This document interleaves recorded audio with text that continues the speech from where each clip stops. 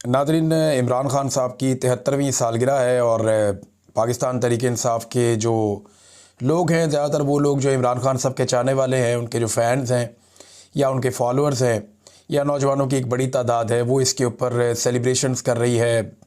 वो इमरान खान साहब को विश कर रहे हैं, उनको दुआएं भेज रहे हैं। सोशल मीडिया के ऊपर ये टॉप ट्रेंड कर रहा है और विद इन नो टाइम, यानी 1-1.5 घंटे के अंदर ये टॉप ट्रेंड बन गया पाकिस्तान में। ये बात सच है कि इमरान खान साहब की मकबूलियत में कमी नहीं हो पा रही। पाकिस्तान की एस्टेब्लिशमेंट ने पूरी कोशिश की है सोशल मीडिया को कुचलने के बाद, काफ़ी खौफ व हरास भी फैलाया, तहरीक इंसाफ के अंदर दरारें पैदा करने की कोशिश की। इमरान खान साहब के हवाले से बहुत सारा प्रोपेगेंडा किया गया, उनके ऊपर जाली मुकदमात बनाए गए, मज़हब कार्ड इस्तेमाल किया गया, सारा कुछ करके देख लिया। इसके बावजूद इखलाक से गिरी हुई हरकतें भी की, लेकिन इमरान खान साहब की पब्लिक में, ख़ास तौर पे नौजवानों में मकबूलियत कम नहीं हो रही, बल्कि वो गुजरते दिनों के साथ बढ़ती चली जा रही है। और उनके बेटे ने एक पैगाम दिया इमरान खान साहब के, उनके 73वें यौम पैदाइश पे। 73वें यौम पैदाइश पे हमारे वालिद आज भी एक डेथ सेल में कैद हैं, 790 दिन अपने ख़ानदान, अपने डॉक्टरों और अपने वकला के बगैर, मगर उनका हौसला आज भी कायम है। हमें हार नहीं माननी चाहिए, क्योंकि वो कभी भी हार नहीं मानेंगे। देखिए, बेटे से ज़्यादा तो बाप को कोई नहीं जानता, और इमरान खान के बेटों का ये मानना है कि हमारा बाप हार नहीं मानेगा, क्योंकि इमरान खान साहब की कभी कभी उनके बेटों से बात करवाई भी जाती है। ये बात ठीक है। अगर पाकिस्तान तहरीक इंसाफ के कई लोग भी ये कहते हैं कि हमें ऐसा लगता है कि अगर सारे भी साथ छोड़ गए इमरान खान का, तो वो तब भी सरेंडर नहीं करेगा और वो तब भी इस्टेब्लिशमेंट के सामने नहीं झुकेगा। वो अपने मुंह से कहते हैं कि आसिम मुनीर साहब और ये दीगर लोग मुझे झुकाना चाहते हैं, लेकिन ये मुझे डरा हुआ नहीं देख सकते। मुझे डरा हुआ देखना इनकी हसरत रह जाएगी। ये इमरान खान साहब ने खुद स्टेटमेंट दिया है। साथ में वो ये भी कहते हैं कि अगर मुझे कुछ हो गया तो उसके लिए ज़िम्मेदार आसिम मुनीर साहब होंगे। अपनी वाइफ के हवाले से भी वो यही कहते हैं कि अगर साबिक खातून अव्वल को कुछ हो गया तो आसिम मुनीर साहब को वो कहते हैं वो ज़िम्मेदार होंगे। और ख़वातीन को जेल में डालना वैसे है भी मायूब। इमरान खान साहब ने अपनी शानदार एक ज़िंदगी गुजारी है, उनकी ज़िंदगी के बहुत सारे पहलू हैं।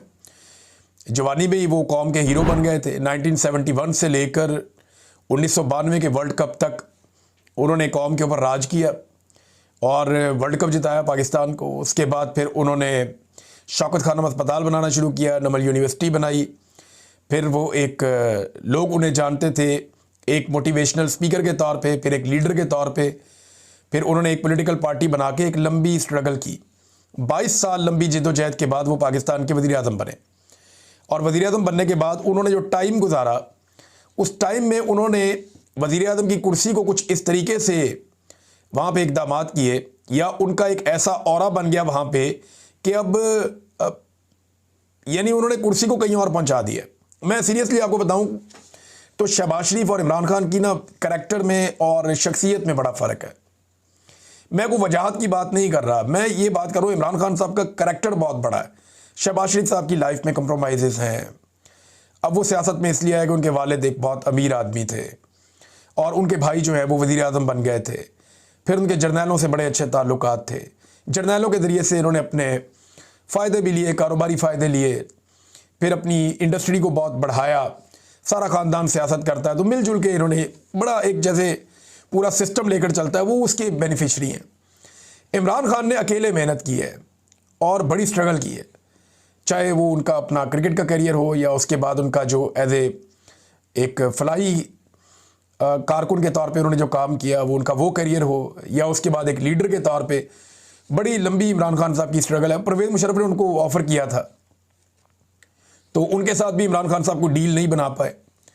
लेकिन 2018 में जब इमरान खान साहब की हुकूमत आई तो उसके ऊपर एलिगेशन लगाया गया कि ये मिलिट्री एस्टेब्लिशमेंट की सपोर्ट से आए। हालांकि ये सब जानते हैं कि बहुत सारी सीटें इमरान खान साहब को हराई भी गई थी। सेंट्रल पंजाब में हराया गया था और कुछ जगहों पे उनको सपोर्ट भी मिल गई थी। लेकिन प्लस माइनस करें तो इमरान खान साहब को बैसाखियों वाली हुकूमत बनाकर दी गई, जिसका उनके आज तक उन्हें दुख है। उन्हें लगता है जितनी मकबूलियत थी, उन्हें बैसाखियों वाली हुकूमत नहीं लेनी चाहिए थी और दोबारा इलेक्शंस के अंदर जाना चाहिए था, या वो हुकूमत लेने से इनकार कर देना चाहिए था।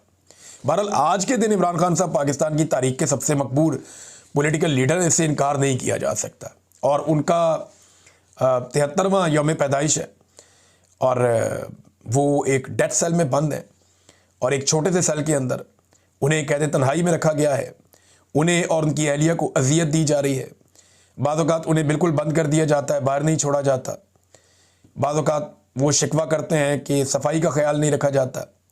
फिर वो ये बताते हैं कि वज़ू के लिए भी गंदा पानी फ़राहम किया जाता है। उन्हें उनके डॉक्टरों तक और अहले खाना तक रसाई कई कई महीने तक बंद कर दी जाती है। तो इन हालात का सामना करने के बावजूद इमरान खान साहब अपनी जगह से हिले तक नहीं है। नाज़रीन, एक इन्फॉर्मेशन मेरे तक पहुंची है। अच्छा, एक तो मैं आपको ये बताऊं कि पाकिस्तान और अमेरिका के बीच में जो बातचीत हो रही है, जो बाकायदा जो है वो मगरबी जरीदों के अंदर छपी है, और वहाँ ये दावा किया गया है कि पाकिस्तान में आसिम मुनीर साहब के मुशीरों ने अमेरिका को ये ऑफ़र कर दिया है कि वो आए और आके पसनी में एक बंदरगाह बना लें, अपना टर्मिनल कायम कर लें और वहाँ से मादनियात निकाल कर ले जाएं। देखें, ये यहाँ पे अगर अमेरिका को एक बंदरगाह या कोई टर्मिनल या कोई अपनी इंस्टॉलेशंस लगाने का मौका मिल गया, तो याद रखिएगा पाकिस्तानी यहाँ पे फड़क भी नहीं पाएंगे, ना पाकिस्तानी फोर्सेस, क्योंकि अमेरिका का ये तरीक़ाकार है। अमेरिका जहाँ पे भी जाता है वो अपनी एक टेरिटरी बनाता है, सुपर पावर है ना, तो उनके बड़े हसास गैजेट्स होते हैं। वो अपने कमांडोज को, अपने मरीन्स को साथ लेकर जाते हैं।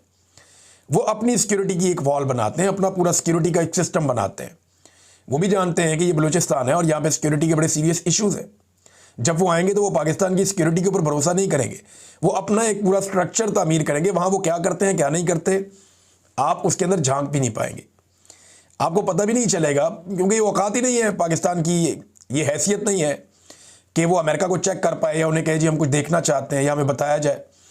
तो समंदर का रास्ता अगर आपने उनको दे दिया बहरा अरब में से, तो अपने बहरी बेड़े ला सकेंगे, ले जा सकेंगे, उनके कार्गोज आएंगे वापस जाएंगे, उनके शिप्स आएंगे वापस जाएंगे, वो क्या ला रहे हैं क्या ले जा रहे हैं आपको कोई आइडिया नहीं है। तो ये इस किस्म की एक्सेस क्या पाकिस्तान को ये वारा खाती है? अगर अमेरिकन को आपने मादनियात ही देनी है तो आप गवादर की बंदरगाह से भी दे सकते हैं, यानी चाहे वहाँ चाइना का कंट्रोल है, लेकिन वहाँ पे अमेरिका को वो इंडिपेंडेंस हासिल नहीं होगी जो उनको पसनी में मिल जाएगी। वो पूरा कंट्रोल उनको एक एरिया का मिल जाएगा। मैं आपको बताता हूँ, इमरान खान साहब के दौरे हुकूमत में, मैं मुल्क का नाम नहीं लूँगा क्योंकि मेरे सोर्स ने भी मुझे कहा कि आप मुल्क का नाम ना लीजिएगा, मुनासिब नहीं होगा। एक अरब मुल्क ने पाकिस्तान में रिफाइनरी लगाने का एक ऑफ़र किया था, और जब उनके लोग आए तो उन्होंने जो रिफाइनरी के लिए जगह पसंद की वो ईरान की सरहद के बहुत करीब थी। अब उस मुल्क के ईरान के साथ कोई ताल्लुकात भी इतने मसाली नहीं थे, तो इमरान खान साहब ने उसके ऊपर इनकार कर दिया था मुबैना तौर पे, क्योंकि इमरान खान साहब ने कहा कि यहाँ पे अगर ये आप यहाँ पे अपना वो बनाएंगे सिस्टम सारा, तो इस पे ईरान क्योंकि करीब है और ताल्लुकात का ये मामला है, तो ये ठीक नहीं रहेगा। तो इमरान खान साहब ने उस मामले से माजरत कर ली थी। लेकिन अब अगर अमेरिका इतना करीब आ जाता है ईरान के और चाइना के, यानी चाइना जो है वो उनके बहुत बड़े इंटरेस्ट हैं गवादर की बंदरगाह में, उससे 70 नॉटिकल माइल पे समंदर के रास्ते से अगर वहाँ अमेरिका आगे बैठ जाता है तो चाइना को तशवीश तो होगी, लाजमी होगी। और इसके बाद आगे जो है वो चाबहार है और या ईरान है, तो ये एक अड्डे के तौर पे इस्तेमाल किया जा सकता है नहीं किया जा सकता, ये एक बड़ा सवाल है कि यानी यहाँ पे अगर एक बहुत बड़ा उनको एरिया मिल जाता है अमेरिका को, तो वो उसको जैसे मर्जी इस्तेमाल करें, जिस तरह मर्जी इसको तैयार करें। ये तो फिर उनकी सवाबदीद है कि वो इसमें क्या करेंगे।